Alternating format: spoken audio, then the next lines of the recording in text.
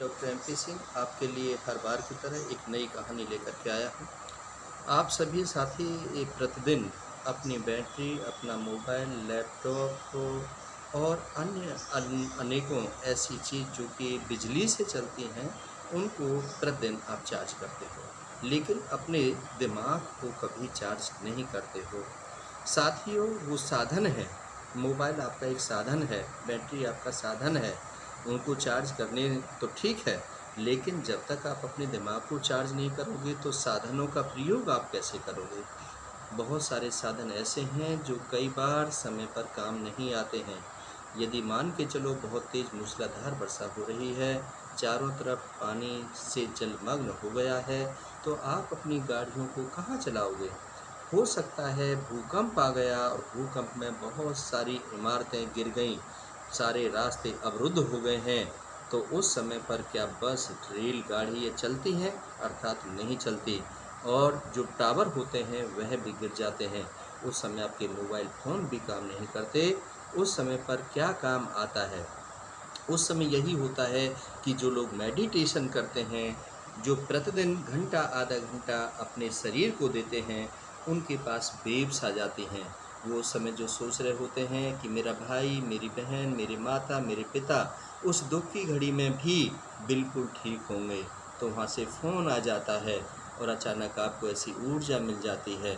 साथियों, आपने कई बार नोट किया होगा कि आप भले ही फरीदाबाद में रहते हैं, लेकिन आपका कोई रिश्तेदार यदि आपका अमेरिका में रहता है, कनाडा में रहता है और उस पर कोई विपत्ति आती है और उस समय आपके मन में आता है कि वो दुखी है, तो वहाँ से फ़ोन आ जाता है और आपकी बात हो जाती हैं और वही होता है जो आप सोच रहे होते हैं।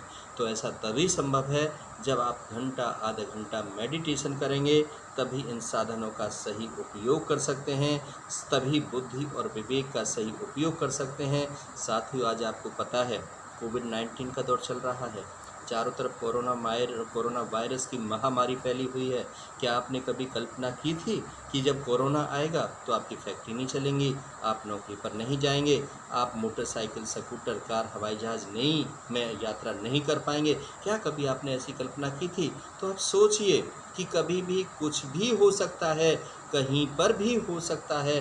तो साथियों, यदि आप प्रतिदिन मेडिटेशन करते हैं तो इस कोरोना जैसी महामारी से भी आपका बचाव हो सकता है, क्योंकि ये कोरोना महामारी एक बहुत बड़ी आपदा है और ऐसी अनेकों आपदा हो जाती हैं।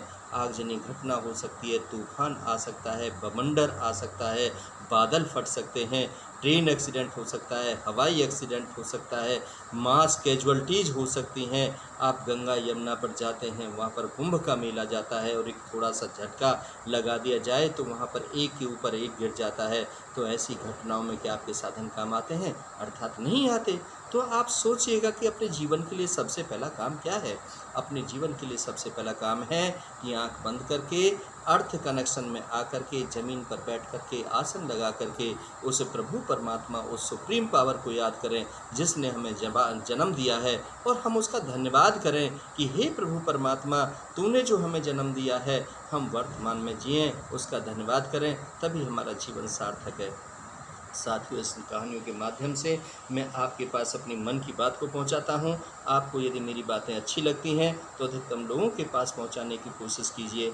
आपका तो भविष्य उज्जवल हो ही रहा है, आपका मन पवित्र हो रहा है और लोगों को भी ये मौका दीजिए। इन्हीं बातों के साथ मैं आप सभी श्रोताओं का मैं बहुत बहुत धन्यवाद करता हूँ, बहुत बहुत आभार करता हूँ। बहुत बहुत शुक्रिया, बहुत बहुत आभार।